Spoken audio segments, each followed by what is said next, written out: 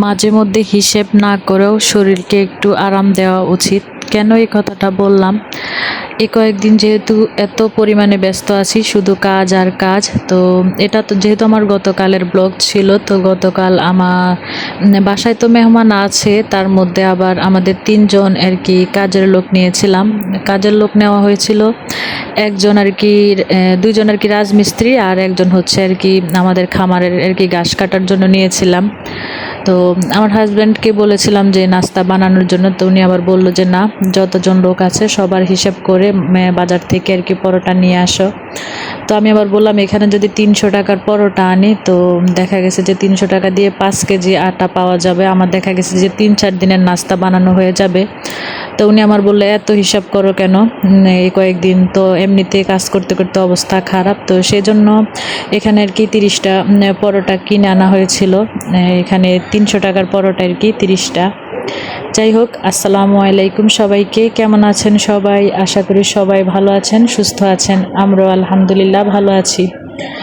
আর এই কারণেই আর কি কথাটা আর কি বলা। তো আমার হাজব্যান্ড যেহেতু এই কথাটা বলেছে, তো আমি আবার চিন্তা করলাম যে না, প্রতিদিনই কিন্তু দেখা যায় যে সকালবেলা উঠেই এত পরিমাণে ব্যস্ত থাকি, গরুর খাবার রান্না করা, এতগুলা মানুষের নাস্তা তৈরি করা, তারপর আরও অন্যান্য কাজ তো আছে, ঘরের কাজ তো আমার আপুরা ভালোই জানবে যে কি কি কাজ থাকে সকালবেলা, ঘর দুয়ার গোছানো থেকে শুরু করে সবাইকে নাস্তা দেওয়া, আরও তো কত কাজ আছে। তাই চিন্তা করলাম যে না থাক, এখন হিসাব করে লাভ নেই, তো পরোটাই কিনে নিয়ে আসি। তো এখানে আর কি 30টা পরোটা আনা হয়েছিল, আর বাজিটা আমি ঘরেই করেছিলাম। বরবটি ছিল, তারপর ধুন্দুল ছিল, আলু, তারপর মশারির ডাল দিয়ে আর কি মাংসের মশলা দিয়ে আর কি একটা সবজি তৈরি করেছিলাম। তো খেতে খুব ভালো হয়েছে, সবাই আর কি খুব মজা করে আর কি খেয়েছিলাম। আর সাথে তো চা আছেই, এটা তো না হলে চলবে না। তো আজকে ছোট্ট একটা ব্লগ শেয়ার করেছি, আশা করি সবাই পুরাটা সময় জুড়ে আমার সাথে থাকবেন। আর আজকের ব্লগটা মূলত সাজিয়েছি সারাদিনে কি কি খাবার দাবারের আয়োজন করেছি সেগুলাই আর কি, অন্য কোনো কাজ আপনাদের সাথে আর শেয়ার করি নাই। সকালের নাস্তা, তারপর দুপুরে রান্না বান্না, বিকালের নাস্তা আর কি, আর সন্ধ্যার খাবার দাবার, এগুলা নিয়ে আর কি আজকে ছোট্ট একটা ব্লগ। আর দুপুরে রান্না করব, এখানে আর কি মুরগির মাংস নিয়েছি, ডাল নিয়েছি, আর এখানে হচ্ছে এটা কি মাছ বলে, চাপলা মাছ হয়তো, তো সেটাই আর কি বোনা করব। সব কিছু কেটে কুটে রেডি করে নিয়েছি।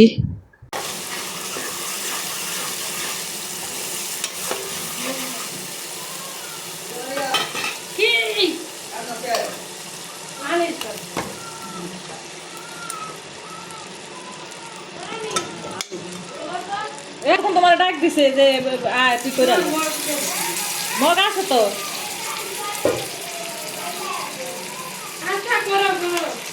মগ আছে, দাঁড়া তোমার আমি দিতে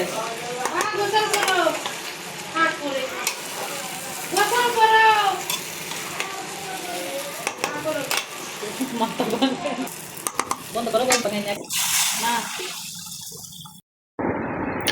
মুরগির মাংসটা আর কি হালকা একটু তেলে ভেজে নিয়েছিলাম, তারপর আলুটাও ভেজে নিয়েছিলাম। তো ওই কয়েকদিন তো 2 দিন আর কি মুরগির মাংস রান্না করেছিলাম, কষিয়ে রান্না করেছি, ওইটা খেতে এক স্বাদ।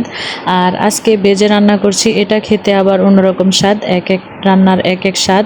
যাই হোক, এখানে আলুর পরিমাণটা একটু বেশি দিয়েছি। তো যাই হোক, এখানে আমি সুন্দর করে আর কি মুরগির মাংস আলুটা কষিয়ে তারপর হচ্ছে ঝোলের পানি দিয়ে দিলাম।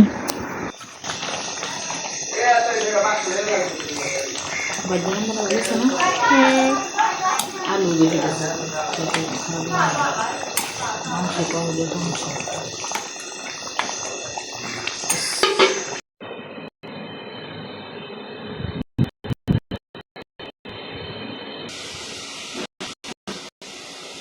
তারপর জিরার গুঁড়া দিয়ে রান্নাটা শেষ করলাম।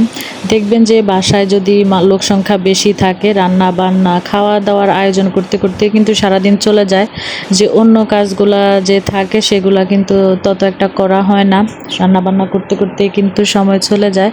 তো আমার সবগুলা রান্নাই শেষ, ভাত, তারপর চাপলা মাছ বোনা, মশারির ডাল, আর হচ্ছে মুরগির মাংস, এই ছিল দুপুরের আর কি আয়োজন। তারপর সন্ধ্যার পরে হচ্ছে চা বিস্কিট দিয়ে নাস্তা করলাম সবাই।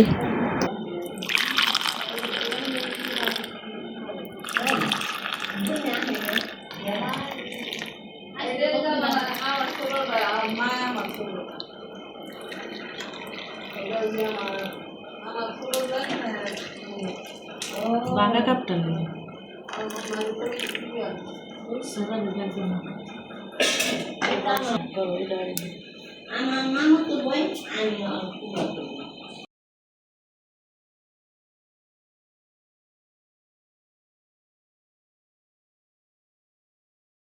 সন্ধ্যার পরের নাস্তা ছিল চা, তারপরে বিস্কিট, এখানে চিপস ভাজা হয়েছিল। তারপরে রাতের খাবারের আয়োজন করেছিলাম অফ ক্যামেরায় কিছু আর কি মুরগি আমি মশলা মেখে আর কি ম্যারিনেট করে রেখে দিয়েছিলাম, আর হচ্ছে রুটি বানিয়েছিলাম আর মুরগিগুলো আর কি বেজে নিয়েছিলাম।